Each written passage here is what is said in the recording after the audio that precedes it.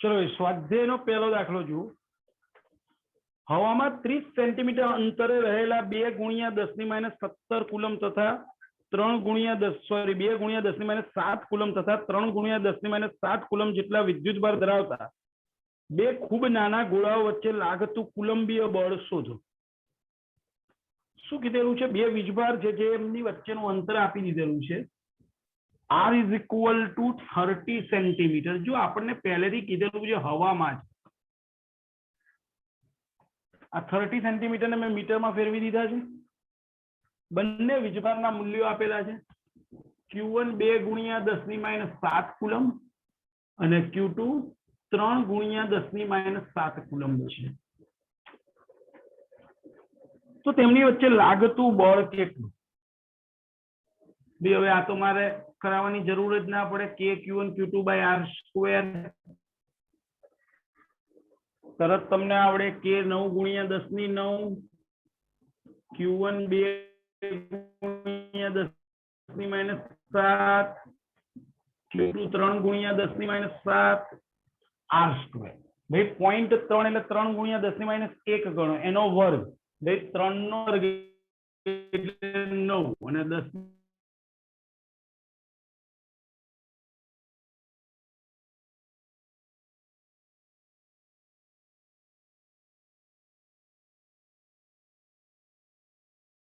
Plus 2 10⁻12 વત્તા 9 એટલે 10⁻3 newton. આ જવાબ।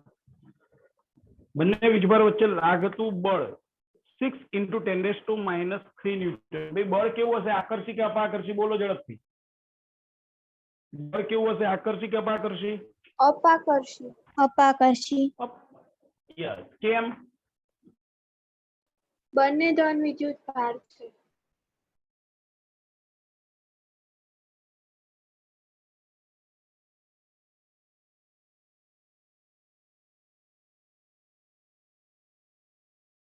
કેમ અપાકર્ષી બળ?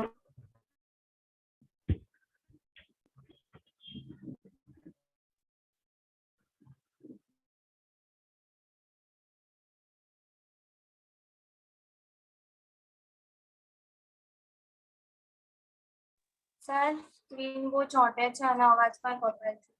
હા સર। हाँ सर। હા બોલ કરણ। सर स्क्रीन बहुत ચોટે છે ને અવાજ બહુ કપાય છે। અવાજ કપાય છે? હું જોઈ લઉં હો જરા।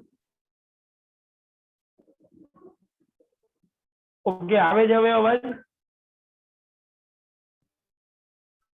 हाँ सर હવે આવ્યો। ઓકે। હવામાં રાખેલા 0.4 માઇક્રોકુલમ જેટલો વિદ્યુતભાર ધરાવતા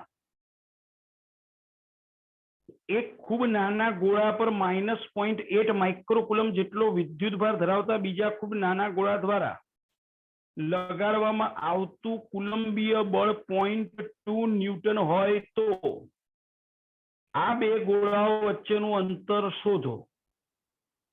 પહેલા ગોળા વડે બીજા ગોળા પર લગાડવામાં આવતું કુલંબીય બળ કેટલું હશે?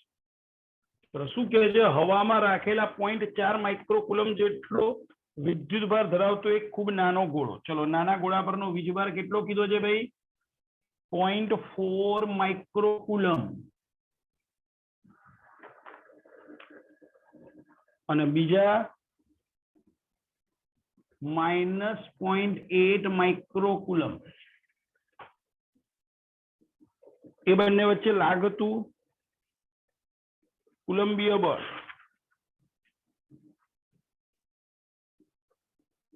ભાઈ Q2 વડે Q1 પર લાગતું બળ આપણને કીધું છે એટલે F12 આપણે કીધું છે 0.4 માઇક્રોકુલમ જેટલા વિદ્યુતભાર ધરાવતા એક ખૂબ જ નાના ગોળા પર -0.8 માઇક્રોકુલમ જેટલા વિદ્યુતભાર ધરાવતા બીજા નાના ગોળા દ્વારા લગાડવામાં આવતું કુલંબીય બળ 0.2 ન્યૂટન છે। તમને ખબર પડવી જોઈએ આકર્ષી બળ હશે।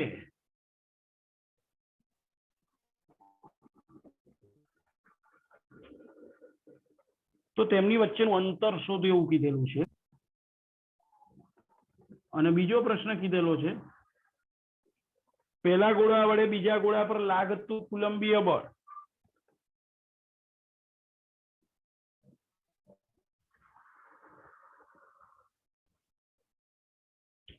F21 શોધો આવું કીધેલું છે। ચલો ભાઈ પહેલા પ્રશ્ન પર જઈએ। भाई F12 is equal to K Q1 Q2 by R square। चलो तो R square is equal to K Q1 Q2 by F12। चलो भाई K ની કિંમત 9 ગુણ્યા 10 ની 9, Q1 0.4, માઇક્રો એટલે 10 માઇક્રો એટલે 10 ની -6, Q2 -0.8 પણ આપણને ખબર છે કે અહીંયા જે મૂકીએ છે મૂલ્ય મૂકીએ છે અને મૂલ્ય મૂકીએ છે એટલે માઈનસ મૂકીશું નહીં એટલે 0.8 10 ની -6 અને નીચે F12 0.2। भाई आ पॉइंट 2 चौक 8 जो भी है 0.4 गुणिया 4 એટલે 1.6 1.6 into 9 એટલે 16 9 144 that means 14 yes 14.4 અને ઘાતાંક જોઈએ તો -12 અને 9 એટલે 10 ની 3। હવે આનું વર્ગમૂળ ના નીકળે કારણ કે 10 ની -3 નું વર્ગમૂળ નીકાળવું અઘરું પડે એટલે આપણે શું કરીએ 144 ગુણ્યા 10 ની -4 લખી નાખીએ। તો બોલો હવે વર્ગમૂળ નીકળી જાય 144 નું વર્ગમૂળ એટલે 12 યસ 12 ગુણ્યા 10 ની -2 મીટર અથવા તમે એવું કહી શકો 12 સેન્ટીમીટર। ચલો પહેલો જવાબ તો મળી ગયો। હવે બીજો પ્રશ્ન भाई આપણને કીધેલું છે F21 શોધો એટલે કે Q1 વડે Q2 પર લાગતું બળ। ભાઈ આપણે જાણીએ છીએ ન્યૂટનના ગતિનો ત્રીજો નિયમ તો શું કહે છે F12 અને F21 બંને કેવા હોય સમાન મૂલ્યના સમાન મૂલ્યને વિરુદ્ધ દિશા। યસ ન્યૂટનના ગતિના ત્રીજા નિયમ પરથી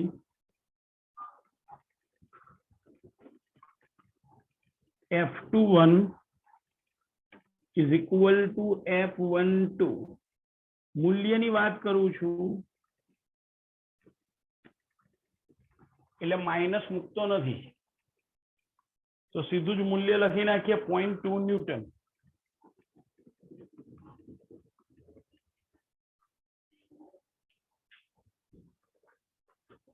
બોલો ભાઈ ખબર પડી છે? हाँ सर। ઓકે આ તો સ્વાધ્યાયનો બીજો દાખલો તમે જોઈ શકો છો દાખલા કેટલા સિમ્પલ છે સ્વાધ્યાયમાં।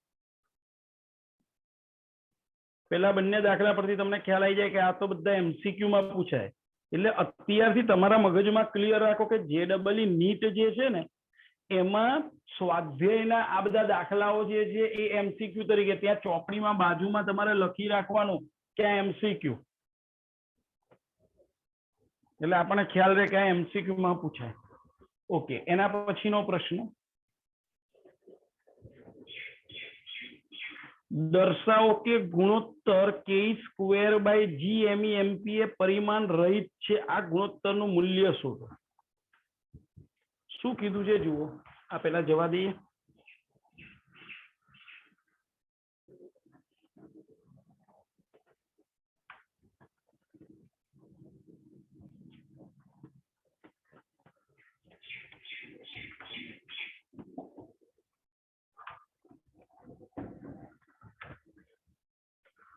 चलो જોઈએ સ્વાધ્યાયનો ત્રીજો દાખલો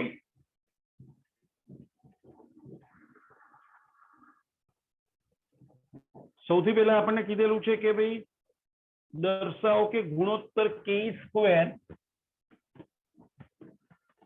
by g_me_mp એ પરિમાણ રહિત છે। જો ભાઈ આનો અર્થ પહેલા તો સમજી લઈએ અહીંયા શું છે ke સ્ક્વેર MEMP છે અહીંયા ke સ્ક્વેર છે ધેટ મીન્સ કે પ્રોટોન અને ઇલેક્ટ્રોન વચ્ચે લાગતું વિદ્યુત બળ અને નીચે GMEMP છે એ ગુરુત્વાકર્ષી બળ બતાવે તો જો હું શરૂઆત કરું છું વિદ્યુત બળ પ્રોટોન અને ન્યુટ્રોન વચ્ચે ઇલેક્ટ્રોન વચ્ચે લાગતું વિદ્યુત બળ Fe is equal to k E square કેમ પ્રોટોન ઇલેક્ટ્રોન બંનેનો વીજભાર E ભાગ્યા R સ્ક્વેર સમીકરણ 1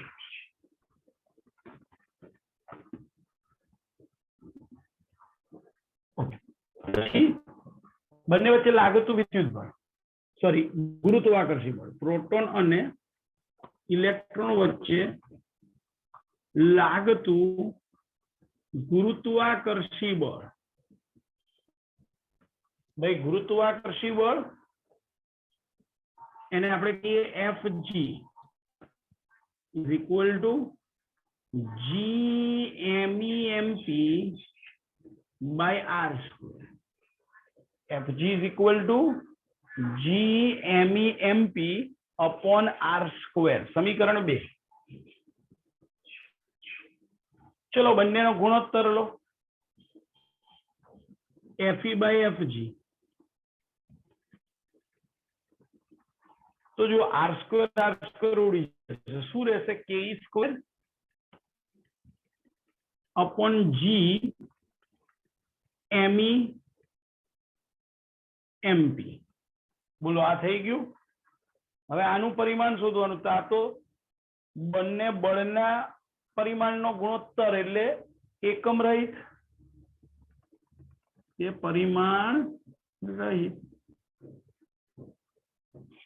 કેમ Fe નો એકમ ન્યૂટન એટલે એનું પરિમાણ m1 l1 t - 2 Fg નું પરિમાણ એ પણ m1 l1 t - 2 ઉડી જશે એટલે તમારે અહીંયા બતાવવો તો બતાવાય કે ભાઈ ke સ્ક્વેર upon GMEMP નું પરિમાણ એટલે જ Fe by Fg નું પરિમાણ એટલે m0 l0 t0 પરિમાણ રહિત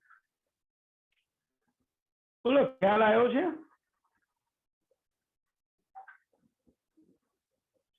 ભાઈ દરેકને ખ્યાલ આવ્યો છે હા સર હા સર ઓકે ઓકે હવે આને બીજી રીતે પણ શોધી શકો ધારી લો કે તમને આને આ ખબર પડી કે આ Fe Fg નો ગુણોત્તર છે તો ડાયરેક્ટ પરિમાણ શોધો અથવા ચલો ડાયરેક્ટ પરિમાણ શોધી ke સ્ક્વેર upon GMEMP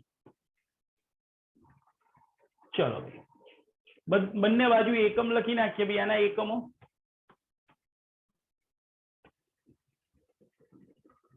ચલો જોઈએ કે કુલંબ અચળાંક છે ભાઈ આ કુલંબ અચળાંકનો એકમ શું હતો ન્યૂટન મીટર સ્ક્વેર પર કુલંબ સ્ક્વેર બરોબર ન્યૂટન મીટર સ્ક્વેર પર કુલંબ સ્ક્વેર આ કોનો એકમ લખ્યો તો કે કે નો હવે E સ્ક્વેર ભાઈ E વીજભારનો એકમ કુલંબ તો એનો સ્ક્વેર એટલે આ કુલંબ સ્ક્વેર ચલો અંશના બંને એકમો લખાઈ ગયા હવે છેદમાં કેપિટલ G ભાઈ કેપિટલ G શું છે તો સાર્વત્રિક ગુરુત્વાકર્ષણ અચળાંક એનું એકમ શું છે newton metre square per kilogram square yes newton metre square per kilogram square અને આ Me into MP ભાઈ MEMP બંને દળ છે એટલે કિલોગ્રામ ઇન્ટુ કિલોગ્રામ એટલે કિલોગ્રામ સ્ક્વેર તો જો આ કિલોગ્રામ સ્ક્વેર કેન્સલ અહીંયા કુલમ સ્ક્વેર કેન્સલ હવે અંશ અને છેદમાં જો ન્યૂટન મીટર સ્ક્વેર રહ્યા એ પણ કેન્સલ ધેટ મીન્સ એકમ રહિત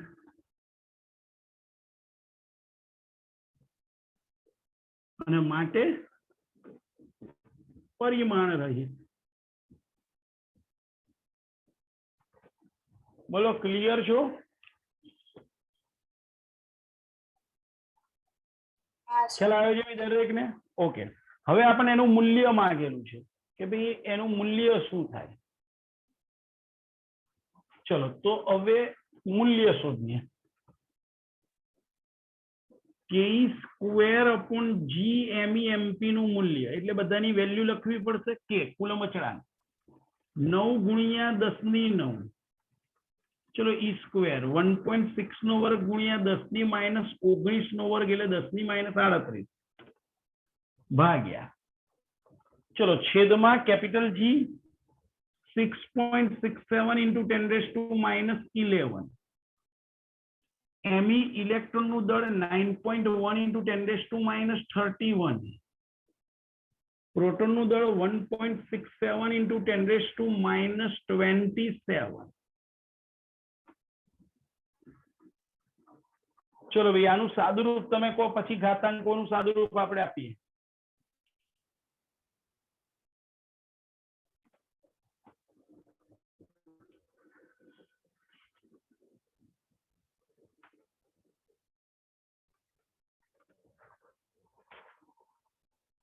चलो भाई कैलसी थी फटाफट.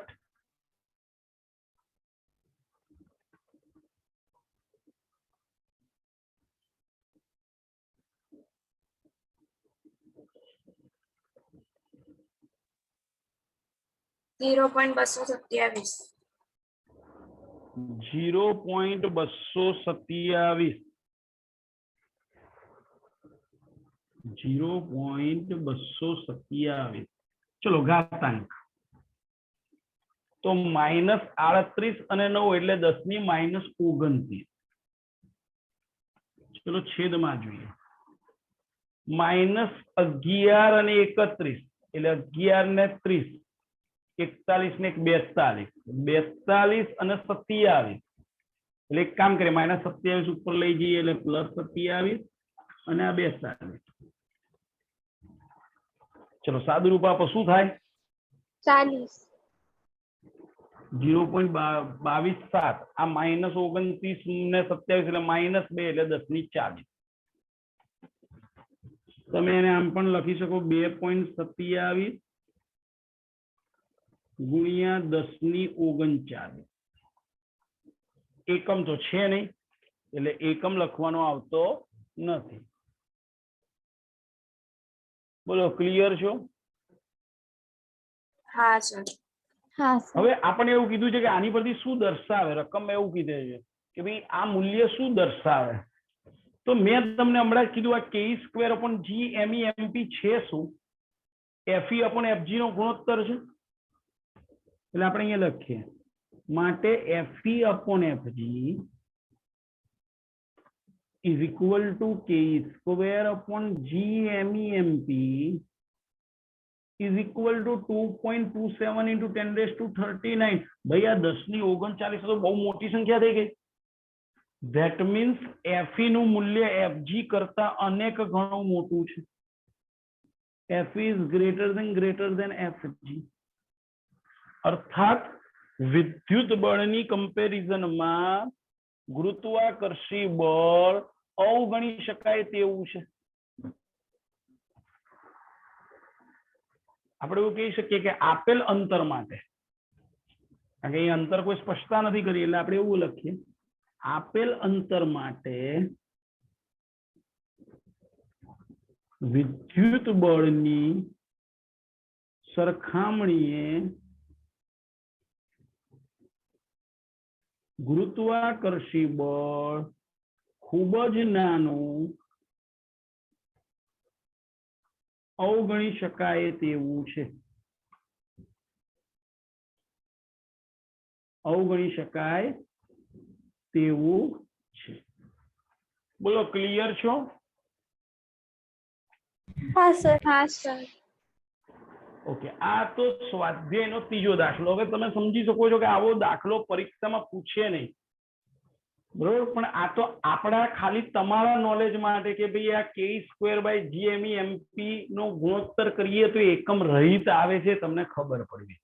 કેમ તો કે બંને એફઈ અને એફજી નો જ ગુણોત્તર છે એટલે બંને બળનો ગુણોત્તર એટલે ન્યૂટન ન્યૂટન ઉડી ગયા. એનું મૂલ્ય પરથી તમને કમ્પેરિઝન ખબર પડે કે એફઈ કરતા FG અતિશય નાનું હોય છે. ઓકે, એટલે આ પ્રકારનો દાખલો પરીક્ષામાં પૂછવાની કોઈ શક્યતા ધરાવતો નથી. ચલો ત્રીજા પછી લઉં છું ચોથો દાખલો ભાઈ.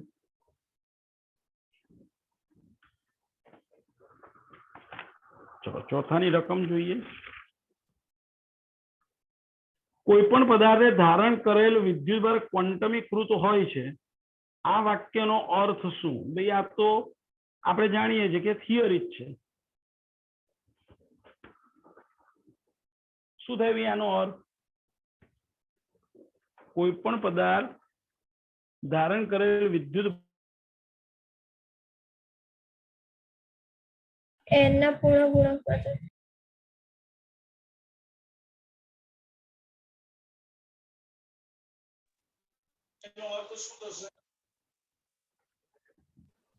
E ના પૂર્ણ ગુણકમાં જાય. Yes right. આપણે જે ક્વોન્ટમીકરણનો સિદ્ધાંત છે એનો અર્થ લખવાનો. એટલે મારે જવાબ લખવો હોય તો હું આવું લખું. પ્રશ્ન શું હતો?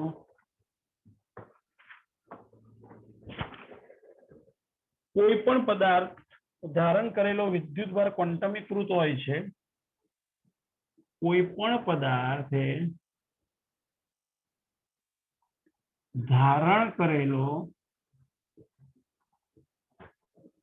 વિદ્યુતભાર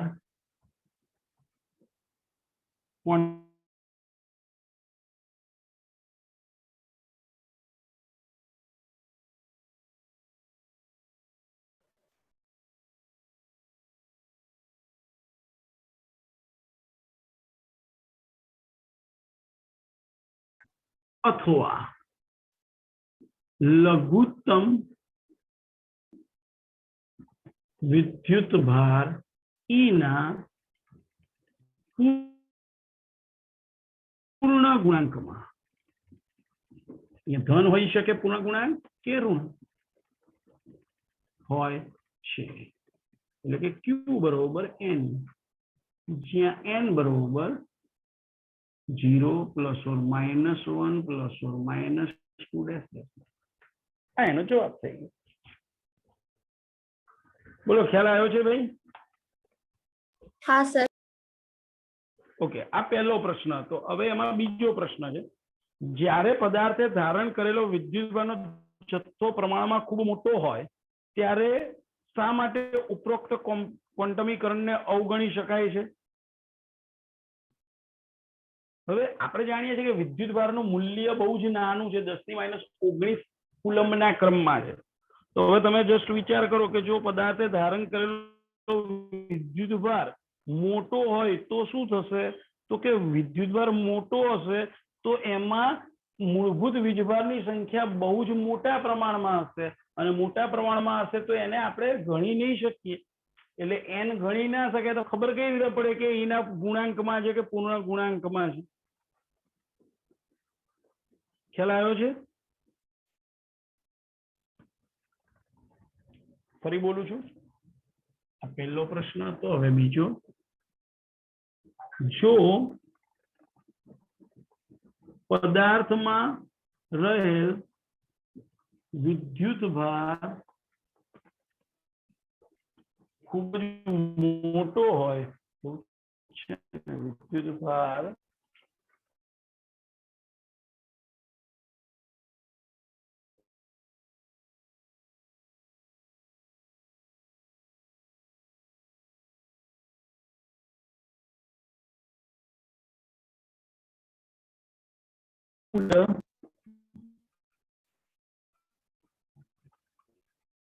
ખૂબ જ નાનું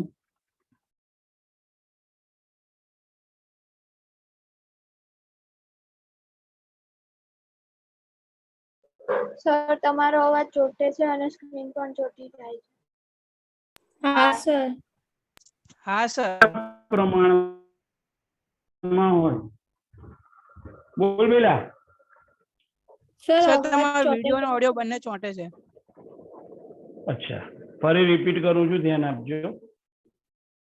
આપણને પ્રશ્ન કરેલો છે પદાર્થમાં રહેલો વિદ્યુતભાર પ્રમાણમાં ખૂબ જ મોટો હોય તો વીજભારનું ક્વોન્ટમીકરણ અવગણી શકાય છે. ક્લિયર? પ્રશ્ન સંભળાયો છે ભાઈ હવે? હા સર.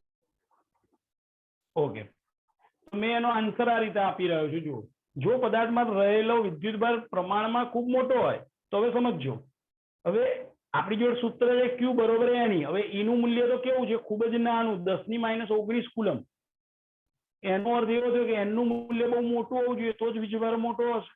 એટલે આપણે લખ્યું ખૂબ જ નાનું હોવા, નાના ક્રમ, ખૂબ જ મોટા પ્રમાણમાં હશે.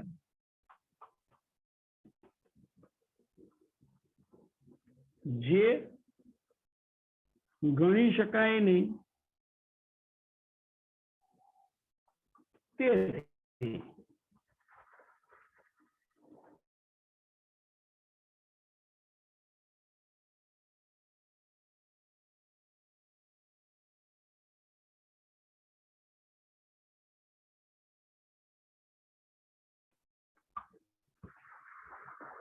ક્વોન્ટમીકરણનો સિદ્ધાંત અવગણી શકાય. અવગણી શકાય. બોલો, ક્લિયર છો? સંભળાવી?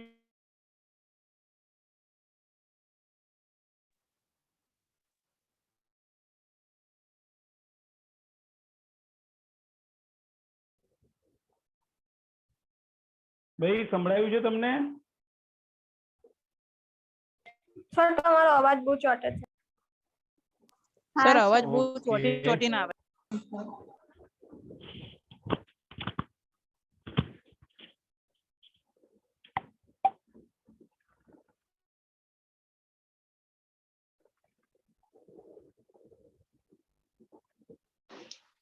જો ભાઈ અવાજ તમને સંભળાય છે હવે?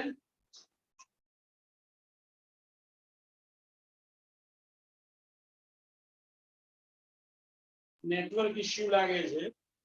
હા સર, આવે છે અવાજ. હવે આવ્યો અવાજ? હા અવાજ હા આવ્યો. સર. ઓકે, આ ફરી બોલીજો, ધ્યાન રાખજો. જો પદાર્થમાં રહેલ વિદ્યુતભાર પ્રમાણમાં ખૂબ મોટો હોય તો એનું મૂલ્ય ખૂબ જ નાનું હોય. એનું મૂલ્ય 1.6 × 10⁻⁹ કુલમ છે, જે બહુ નાનું છે મૂલ્ય. એ નાના ક્રમમાં હોવાથી એનું મૂલ્ય ખૂબ જ મોટા પ્રમાણમાં હશે. જે ગણી શકાય નહીં. આપણે 1 2 3 4 એવું હોય તો બરોબર, પણ 10⁵ 5 10⁸ 8 10 એવી ઘાતાંકમાં તો માટે ગણી શકાય નહીં. તે વિદ્યુતભારના ક્વોન્ટમીકરણનો સિદ્ધાંત અવગણી શકાય છે. ભાઈ ખ્યાલ આવ્યો છે? અવાજ આવ્યો છે? હા હા સર. સર. ભાઈ સંભળાય હા છે? સર. ઓકે, આ તો આપણો સ્વાધ્યાયનો ચોથો દાખલો. તમે સમજી શકો કે આ પણ પ્રશ્ન તરીકે ના આવે. આ ખાલી તમારી સમજૂતી માટે છે.